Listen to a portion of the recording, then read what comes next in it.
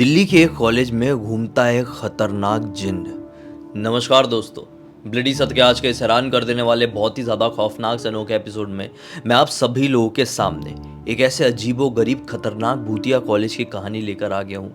जो कॉलेज दिन में तो पूरी तरह से नॉर्मल होता है, लेकिन रात होते से ही यहाँ पर कुछ ऐसी एक्टिविटीज़ होने लगती है जो कि बहुत ही खतरनाक, भूतिया और अविश्वसनीय है। आइए डायरेक्टली चलते हैं कहानी की तरफ, जिससे आप लोगों को सब कुछ क्लियर होगा कि मैं क्या बात कर रहा हूँ, किसके बारे में बात कर रहा हूँ। नहीं, किसके बारे में बात कर रहा हूँ ये तो मैं क्लियर नहीं बताऊंगा, क्योंकि आप समझ सकते हैं कॉलेज का नाम क्लियर बताऊंगा तो प्रॉब्लम हो जाएगी। थोड़ी प्राइवेसी का भी रीज़न होता है, तो कॉलेज का नाम हम गोपनीय रखते हैं। लेकिन ये मान लीजिए आप, ये कॉलेज दिल्ली का एक प्रसिद्ध कॉलेज है, एक अच्छे खासे इलाके में है और काफ़ी सालों से है। आजकल से नहीं, लगभग 20 साल तो 25 साल तो इस कॉलेज को हो ही गए होंगे। ये कॉलेज जब से खुला है, वहाँ पे एक वॉचमैन काम करता है, जो कि कॉलेज के बंद होने के टाइम पर वहाँ पर बैठता है, कॉलेज की देखभाल करता है। यही 5 साढ़े 5 बजे आ जाता है और फिर सुबह जब कॉलेज खुलने का समय होता है तब वो अपने घर जाता है। मतलब नाइट शिफ्ट में काम करता है। और जब कॉलेज चल रहा होता है डे शिफ्ट में, तब कोई दूसरा वॉचमैन होता है। कॉलेज का नक्शा कुछ ऐसा है कि काफी बड़ा प्रेमाइसेस है। कॉलेज के पीछे तरफ भी एक खुला मैदान है, जिसकी बाउंड्री वॉल कुछ टूटी फूटी सी है। कॉलेज के सामने तरफ भी एक अच्छा खासा मैदान है, लेकिन सामने तरफ वाली बाउंड्री वॉल अच्छी है, गेट भी अच्छा है। ऑब्वियसली रहेगा ही ना, क्योंकि चेहरा ही तो सब कुछ होता है आज की दुनिया में। खैर, इसी सामने की तरफ, इसी सामने की गेट की तरफ दोनों वॉचमैन बैठते, चाहे वो डे शिफ्ट वाला हो या नाइट शिफ्ट वाला हो। कोई भी बैक साइड तरफ नहीं बैठता था। इसके पीछे का कारण कभी किसी को समझ में नहीं आया। कई बार कॉलेज के बच्चे ये नाइट शिफ्ट वाले अंकल जी से, यानी नाइट शिफ्ट वाले वॉचमैन अंकल से पूछते कि आप लोग कभी बैक साइड में क्यों नहीं बैठते हैं, तो नाइट शिफ्ट वाले अंकल तो कुछ कहते ही नहीं, क्योंकि उनका नेचर ही कुछ ऐसा है, एकदम शांत शांत, अपने काम से काम रखना, ज्यादा किसी से भी बात नहीं करते, यहां तक कि किसी से ठीक से नजरें भी नहीं मिलाते। किसी को देखते तो ऐसा घूर घूर के देखते कि खा ही जाएंगे। खैर, ये तो हो गई कॉलेज की पूरी बात। अब चलते हैं रोहित नाम के एक लड़के की तरफ, जिसके साथ एक्चुअल में ये घटना घटी है। 12 साल का ये लड़का इस कॉलेज के थोड़े ही आगे रहता था। मतलब समझ लो इसी के एरिया में वो कॉलेज था जहां पर ये बच्चा रहता था। रोहित सुबह अपने स्कूल जाता, फिर उसके बाद कोचिंग क्लासेस करता और फिर 5 साढ़े 5 बजे तक ये फ्री हो जाता। फिर 6 बजे के आसपास के समय में ये अपने दोस्तों को इकट्ठा करता और कॉलेज के बैक साइड वाले मैदान में ये घुसते। कहाँ से घुसते? वही टूटी वाली जो बाउंड्री वॉल थी, वहां से घुसते। अब देखो, कॉलेज वाले लोगों को तो बहुत अच्छे से पता था कि पीछे की कुछ बाउंड्री वॉल टूटी हुई है और यहाँ पे बच्चे कुछ खेलने के लिए आते हैं, लेकिन कॉलेज वाले कभी मरम्मत नहीं कराए, क्योंकि अब कॉलेज वालों को क्या प्रॉब्लम हो जाएगी, बच्चे ही तो खेलने के लिए आ रहे हैं। अब इतनी जगह तो दुनिया में बची नहीं हुई है, यहाँ पे खुला मैदान है तो आ जाएंगे बच्चे, खेल लेंगे। बच्चे यहाँ पर खेलने के लिए आते तो नाइट शिफ्ट वाले अंकल होते, क्योंकि देखो डे शिफ्ट वाले अंकल तो चले गए रहते, वॉचमैन अंकल चले गए रहते, क्योंकि कॉलेज मुश्किल से 5 साढ़े 5 बजे तक पूरा बंद हो जाता। बच्चे चले जाते, टीचर्स चले जाते, काम करने वाले लोग चले जाते, वॉचमैन भी चेंज हो जाते। इसलिए बच्चे जब आ रहे थे, बच्चों से किसी को कोई मतलब नहीं था। लेकिन ये जो नाइट शिफ्ट वाले वॉचमैन अंकल थे, जब कभी भी इनको समझ में आता कि पीछे वाले ग्राउंड में बच्चे खेलने के लिए आए हैं, तो गुस्से में जाते, उनको चिल्लाते चिल्लाते उनको दड़ा देते, भगाते। और कई बार उन्हें पता चलता तो कुछ भी रिएक्ट नहीं करते, छोड़ देते, मुस्कुरा के चले जाते या फिर बस ऐसे ही देखते रहते। मतलब ये अंकल का व्यवहार सचमुच में बहुत ही ज्यादा अलग था। खैर, बच्चे लोगों को क्या फर्क पड़ता है, खेल रहे हैं, कोई डांटेगा तो भाग जाएंगे, नहीं डांटेगा तो खेलते रहेंगे, मजा तो आ रहा है। 12-13 साल के बच्चे ऐसे ही सोचते हैं। खैर, एक दिन की बात है, ये लोग क्रिकेट खेलने के लिए लगभग 6:45 बजे के आसपास आए। लगभग थोड़ा थोड़ा अंधेरा होने लगा था।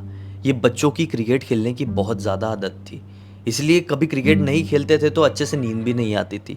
तो आज इनको खेलना ही था, तो खेलने के लिए पहुंच गए। खेलते खेलते एक लड़के ने ऐसी बॉल मारा कि बॉल कहीं अंधेरे तरफ चली गई। अभी लगभग अंधेरा हो चुका था।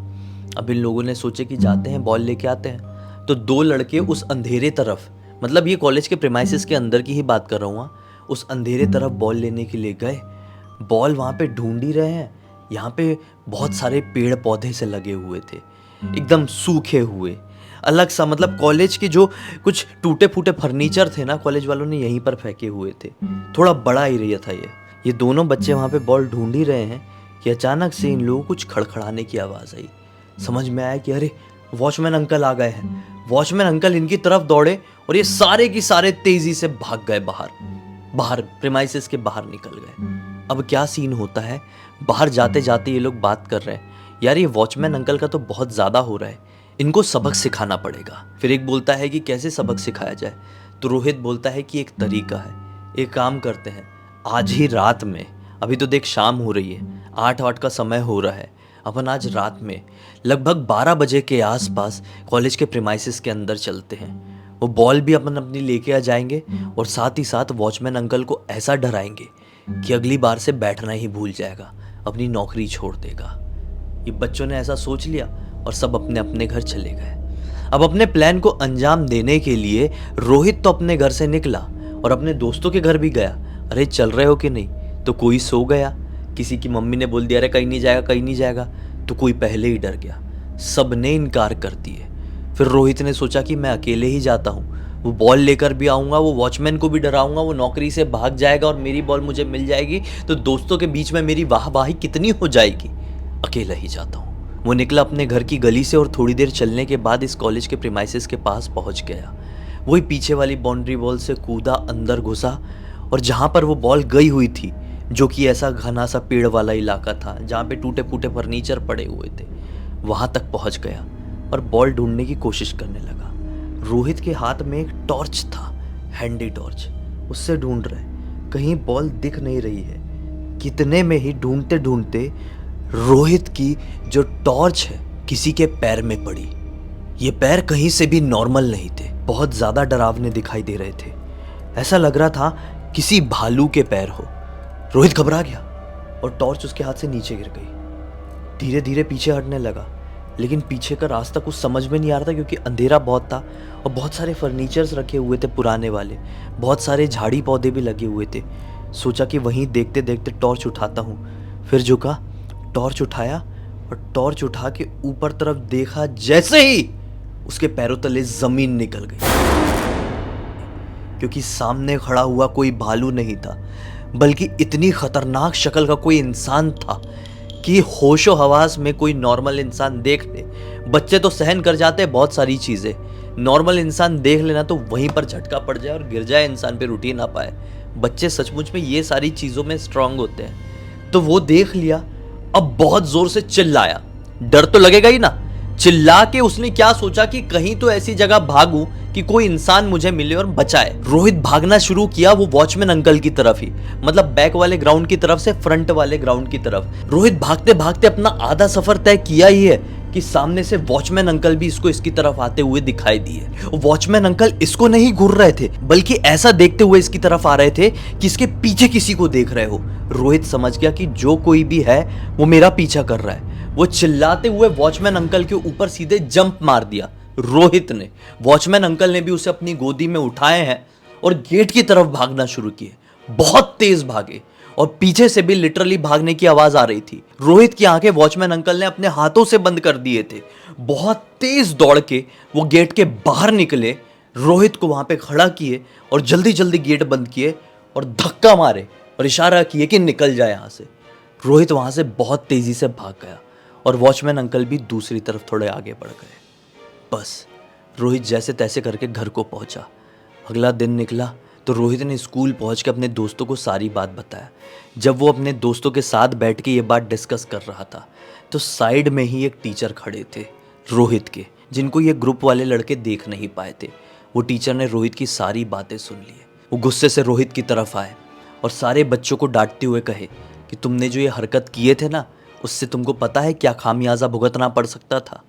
दरअसल वो कॉलेज के बैक साइड में एक बहुत ही खतरनाक कांड हुआ था। आज से लगभग 10 साल पहले वो कॉलेज को खुले हुए ज़्यादा समय नहीं हुआ था।